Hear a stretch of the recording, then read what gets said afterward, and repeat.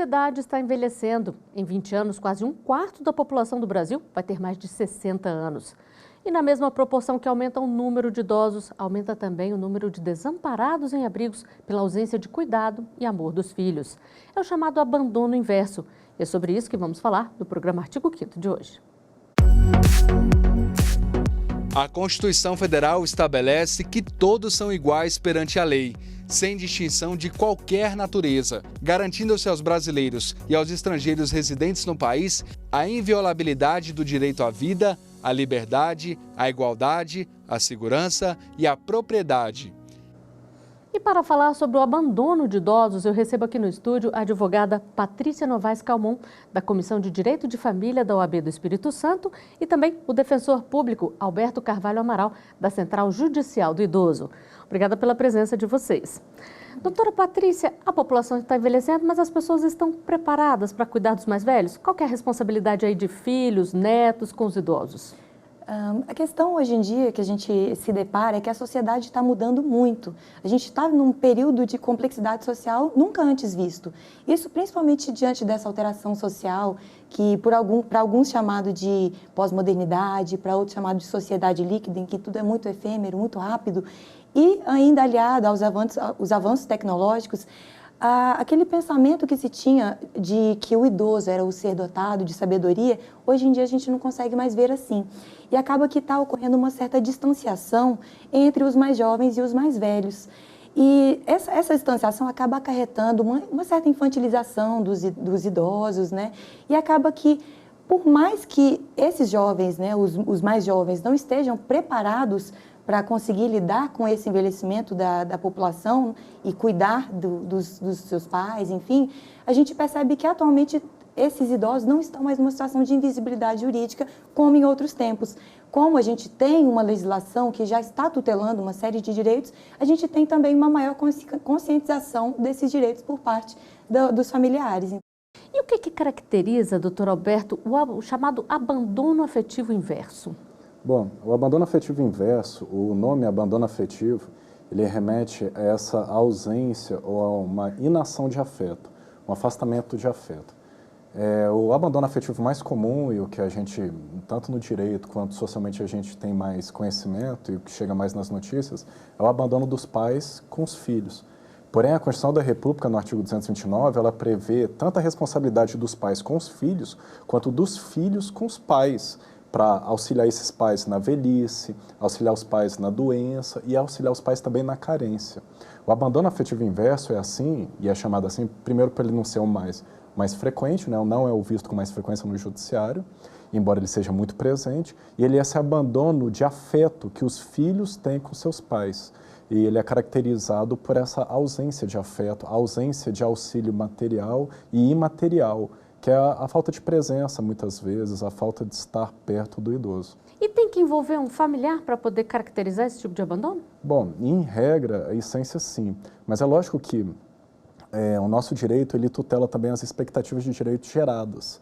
E muitas vezes você pode estar numa relação com uma pessoa durante um certo tempo, e aí criam-se laços e criam-se responsabilidades jurídicas entre eles. Mas o que a gente tem visto, e veja, como é uma temática que não tem uma previsão explícita, uma previsão clara, exceto essa aplicação da Constituição, etc., e das leis, mas de forma indireta, é mais complicado até para pensar de forma ampliativa, mas é possível sim pensar em outras pessoas que atuam como se genitores fossem ou como se parentes fossem, sem ter o vínculo de parentesco e que criam uma responsabilidade pelo fato de agir durante um tempo considerável. E nós temos um grande número de idosos vivendo em casas de abrigo permanentemente. Sem notícias da família, essa parcela da população parece invisível aos olhos da sociedade. Vamos conferir aqui na reportagem, pode mostrar. É comum ver um idoso esperando um telefonema, um carinho, atenção ou apenas o tempo passar. Nas casas de abrigo permanente, muitos idosos não recebem notícias da família. Nesse abrigo, em Brasília, uma parte dos idosos tem referência familiar. Outros estavam abandonados na rua. Nós temos idosos em condição de rua, que vêm para cá, que eles já estão, são acolhidos pela rua. Nós temos idosos que são oriundos da família. Nós temos alguns idosos que vêm para cá para um esquema de proteção, até da família, por questão de maus tratos. Nós temos idosos que a família, assim, o próprio CREAS identifica que aquela família não tem condições de cuidar e o Ministério Público também encaminha. Angelina tem 66 anos e chegou na Casa Lar 7 meses atrás. Ela trabalhou em casa de família desde criança e por isso não tem contato com a família dela que mora no Mato Grosso. Angelina teve um problema na perna e passou a usar cadeira de rodas que a impediu de trabalhar. Segundo o mapa da violência contra a pessoa idosa no Distrito Federal, realizado pela Central Judicial do Idoso, a mulher entre 60 e 69 anos é a principal vítima de violência e o maior agressor é o filho, seguido de outros parentes como netos e companheiros. O mapa também mostra que a negligência e a violência psicológica são os atos mais praticados pelos agressores. A denúncia ela é recebida na delegacia ou no Ministério Público, pode ser feita pelo Disque 100 do Ministério dos Direitos Humanos, aqui no Distrito Federal no Disque 156, tecla 8, podem ser realizadas denúncias anônimas. Essas denúncias podem chegar também na Central Judicial do Idoso, localizada no Tribunal de Justiça, e existe toda uma rede de proteção à pessoa idosa que vai verificar o que está acontecendo de fato naquela situação para dar os encaminhamentos necessários. Doutora Patrícia, a gente sabe que infelizmente muitos idosos acabam vivendo nessas instituições por falta de condições da família ou por falta de família. Que tipo de cuidado é preciso ter antes de ir para uma instituição dessa para saber que é um lugar idôneo? Bem, a família, primeiro ela tem que tentar colocar aquele familiar idoso dentro da própria família, né? Seja a família de filhos, efetivamente, né? A família natural, ou uma família extensa, né? Que é uma família um pouco mais ampla, né? De parentes um pouco mais distantes. E a gente percebe que nesse contexto de institucionalização, né? De colocar o idoso em um abrigo, o Estatuto do Idoso, ele aduz que só pode ocorrer em situações excepcionais, como no caso de carência de recursos financeiros, abandono, né, ausência de algum familiar, né, para poder se responsabilizar por esse idoso. Então, a gente percebe por esse e por outros dispositivos do Estatuto do Idoso que é a exceção. Só que essa exceção, muitas vezes, tem se transformado em uma realidade, porque de 2012 a 2017, houve um aumento de 33% de idosos em instituições de longa permanência no Brasil. Só que a gente percebe que desse percentual, a gente não tem dados reais e efetivos, porque esse percentual se refere apenas a abrigos públicos. E abrigos públicos só tem em 6% do Brasil. O resto são instituições filantrópicas e privadas. Existe uma fiscalização, defensor, para poder garantir que esses lugares tratam os idosos como deve ser? Sim, existe, né? O problema que a gente pode notar das fiscalizações é a extensão até da fiscalização, né? Mas esses institutos de longa permanência, esses abrigos, o Lar dos Velhinhos, como foi na reportagem, né, que é bem conhecido aqui no Distrito Federal, que presta um serviço muito bom, eles são fiscalizados e eles têm um contato muito próximo com os profissionais de assistência social, com o pessoal, os cuidadores, e também com o Ministério Público e a própria Defensoria Pública. A gente, na Central Judicial do Idoso, o que é a Central Judicial do Idoso aqui do Distrito Federal? É uma parceria entre TJDFT, o Tribunal de Justiça do Distrito Federal, o Ministério Público do Distrito Federal e Defensoria Pública. Então, esses três órgãos se articulam com coordenadores, eu sou um dos coordenadores pela Defensoria Pública, e a gente tenta prestar um serviço mais próximo, mais afetivo, não necessariamente judicial, né, mas um serviço de acesso a direitos, jurídico, assim, e voltado muito antes do processo em si, mas com uma abordagem mais de justiça de paz, restaurativa, muitas vezes.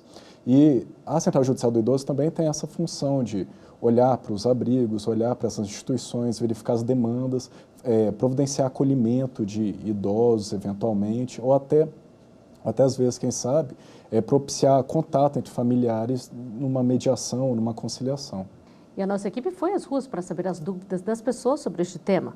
Vamos conferir a primeira pergunta. Caso o idoso seja abandonado pelos filhos, ele pode pedir indenização?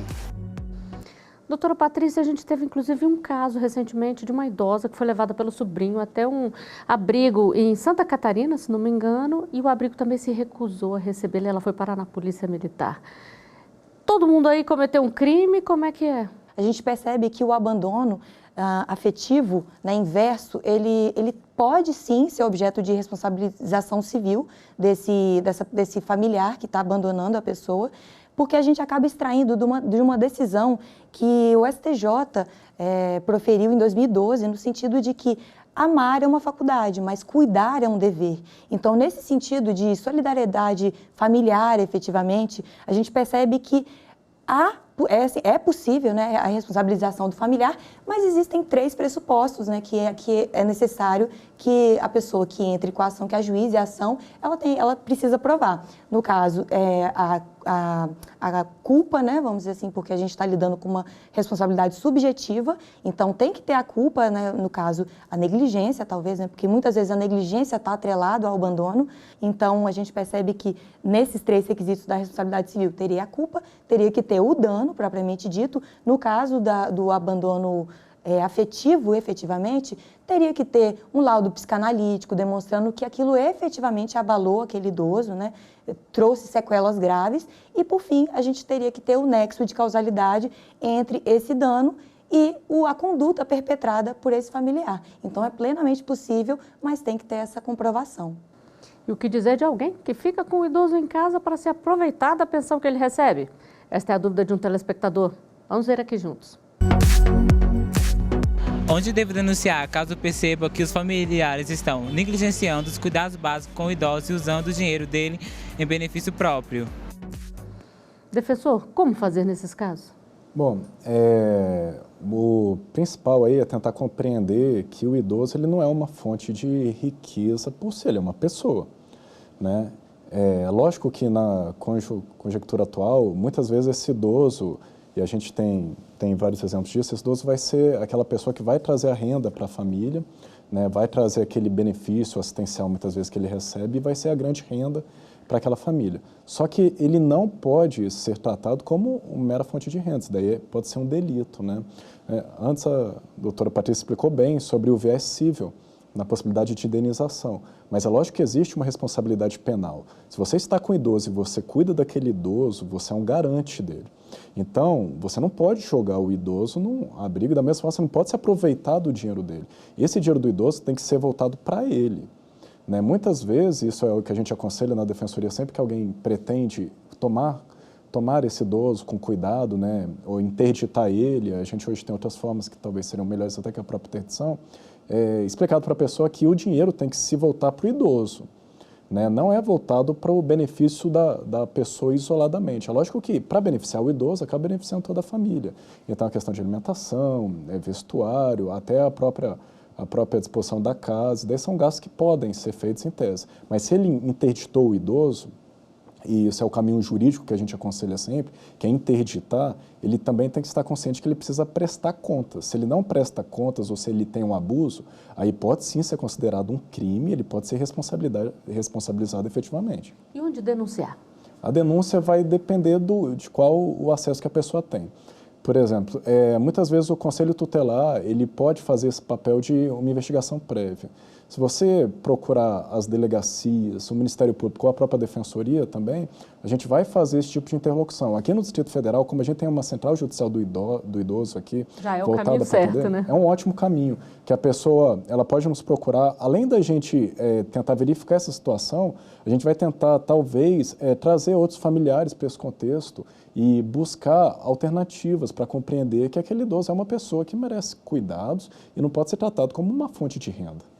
Bom, a gente vai a um rápido intervalinho, daqui a pouco estaremos de volta com mais Artigo 5º para você.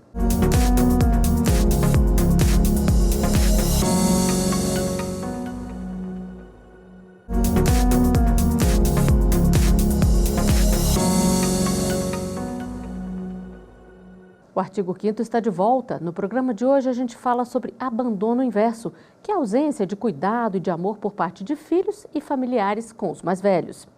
Sobre este tema, eu converso com a advogada Patrícia Novaes Calmon, da Comissão de Direito da Família da OAB do Espírito Santo, e com o defensor público Alberto Carvalho Amaral, da Central Judicial do Idoso.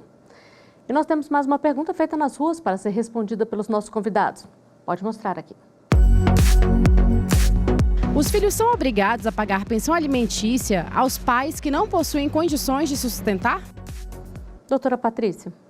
Da mesma forma que a Constituição fala, né, no artigo 229, que os filhos, né, os pais, eles têm o dever de cuidado e amparo aos filhos, também tem em relação aos seus pais, né?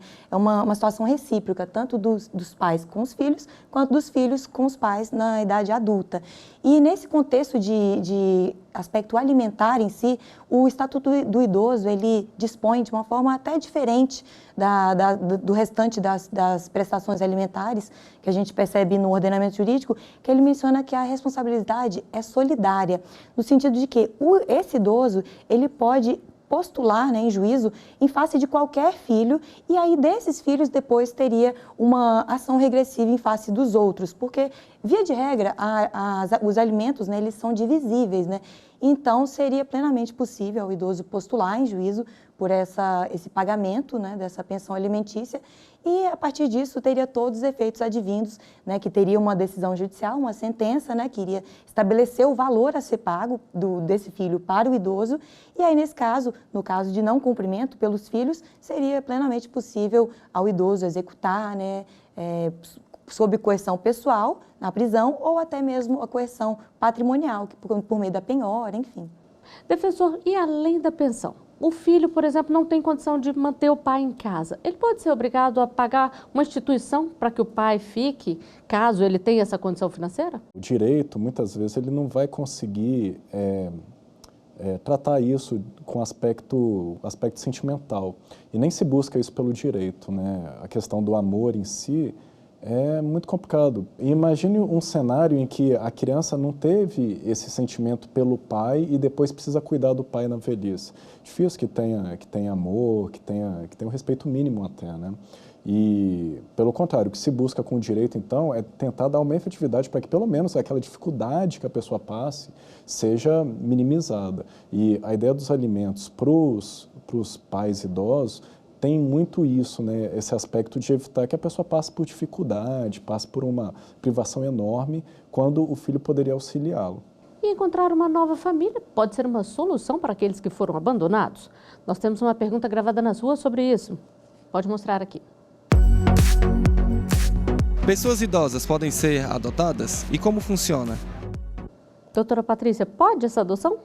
Isso é um tema muito novo e muito apaixonante, inclusive, porque existe um projeto de lei já tramitando no Congresso Nacional, que é o projeto 956, que prevê essa possibilidade da adoção do idoso, né, efetivamente, seguindo os padrões da adoção de maiores, né, que é aquela que é regulamentada pelo Código Civil e também pelo Estatuto da Criança e do Adolescente de forma subsidiária.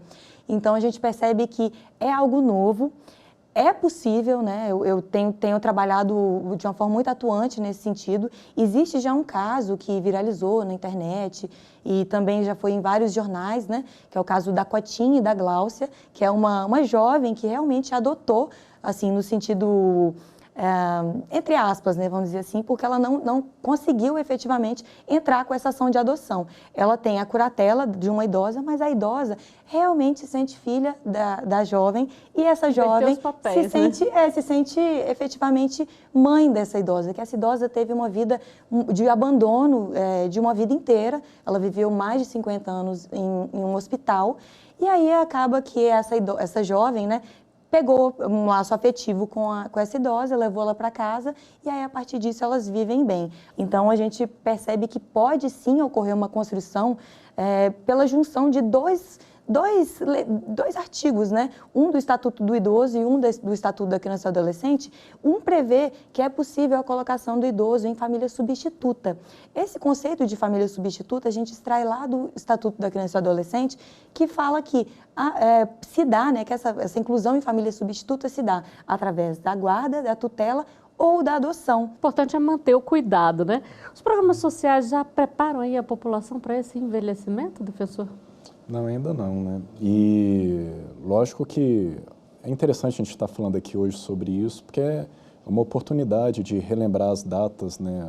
O Dia do Idoso, o Dia contra a Violência contra o Idoso, para relembrar a importância de que essa temática entre também na questão da formação dos educadores, né, a questão da velhice, entre nos programas de medicina com força, entre no direito também, porque muitas vezes a gente não tem, durante a faculdade, uma compreensão exata das dinâmicas e da relevância dessa questão do idoso e para as comunidades. Então, por isso que ressalta muitas oportunidades que a gente vê pessoas atuando para uma maior conscientização, uma educação em direitos voltada para essa melhor idade, voltada para a compreensão da velhice como algo desejável e é inafastável, e também para essa nova dinâmica social, foi muito dito aqui, muito bem dito, que é uma dinâmica social que, como toda dinâmica social, ela é permeada de contradições, mas é uma dinâmica social que possibilita a gente pensar numa adoção de idoso.